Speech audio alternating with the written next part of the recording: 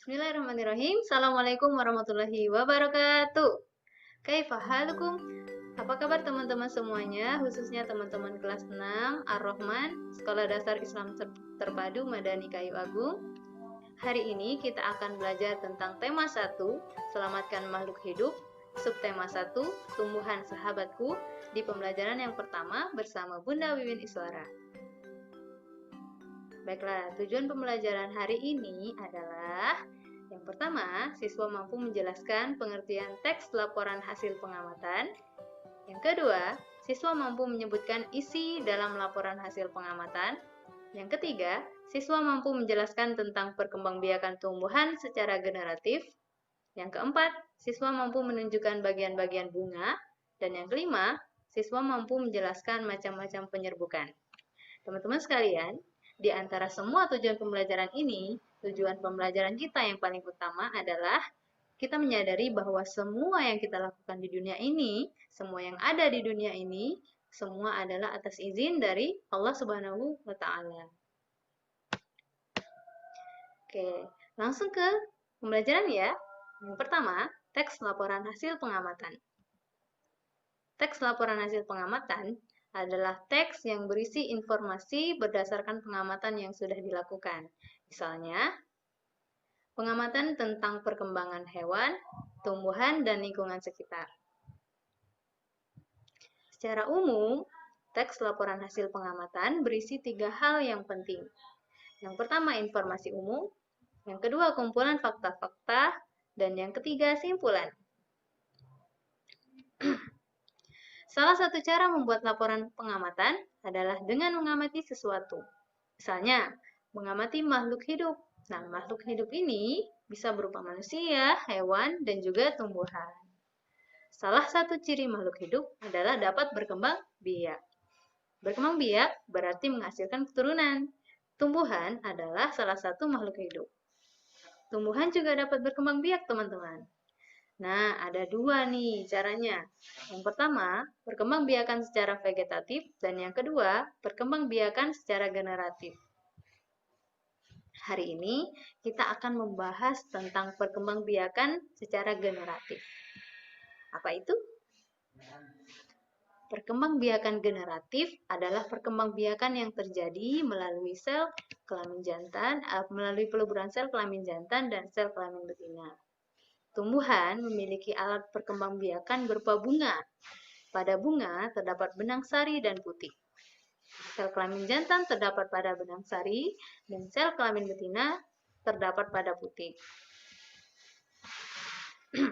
Nah, ini adalah bagian-bagian bunga. Ini adalah mahkota, kemudian ini adalah kepala sari, kemudian ini benang sari. Nah, yang bagian tengah ini disebut dengan kepala putik. Kemudian ada tangkai putik. Bagian sini ada kelopak. Ini yang tengah bakal biji. Kemudian ada dasar bunga. Dan yang paling bawah itu tangkai bunga. Perkembangbiakan generatif pada tumbuhan. Nah, ini adalah sebuah siklus perkembangbiakan generatif ya teman-teman ya. Jadi ini bagian-bagian bunga yang sudah kita bahas pada slide sebelumnya tadi. Yang kemudian nanti akan ada hasil pembuahan di sini. Kemudian akan menghasilkan calon tumbuhan baru. Ya, ini ya. Kemudian akan ada biji di dalamnya ya, ada biji dalam buah, ada daging buah yang luar. Nah, biji ini yang kemudian akan menjadi kecambah. Dari kecambah ini maka lahirlah tumbuhan baru. Nah, setelah tumbuhan baru, dia akan menghasilkan bunga dan kemudian kembali lagi ke siklus pertama. Oke, macam-macam penyerbukan. Ada penyerbukan sendiri, ya. Ada penyerbukan tetangga, ada penyerbukan silang, dan ada penyerbukan baster. Apa itu penyerbukan sendiri? Penyerbukan sendiri yaitu serbuk sari jatuh di kepala putik pada bunga yang sama. Nah, jadi serbuk sarinya jatuh di sini, ya, di bunga yang sama atau bunga tersebut. Kemudian penyerbukan tetangga, serbuk sari yang ada di sini jatuh di kepala putik pada bunga yang masih satu tumbuhan. Jadi di bunga yang lain tapi dalam satu tumbuhan. Sedangkan penyerbukan silang, serbuk sari jatuh di kepala putik pada bunga yang lain yang sejenis tetapi berbeda tumbuhan. Nah, maksudnya ini serbuk sari yang ada di sini jatuh ke bunga yang lain yang sejenis tapi beda tumbuhannya ya. Kemudian ada penyebukan bastar. Itu serbuk sari yang ada di sini jatuh di kepala putik pada bunga yang berasal dari tumbuhan yang berbeda varietas. Artinya ini bunganya jatuh ke bunga yang lain yang berbeda varietas ya teman-teman ya. Ini contohnya nih, bunga di sini ini berbeda dengan bunga yang di sebelahnya. Jadi dia jatuh ke bunga lain. Nah, setelah kita menyimak materi tadi, sekarang kita akan latihan soal. Oke, latihan soalnya tulis di buku latihanmu. Soalnya ada 5.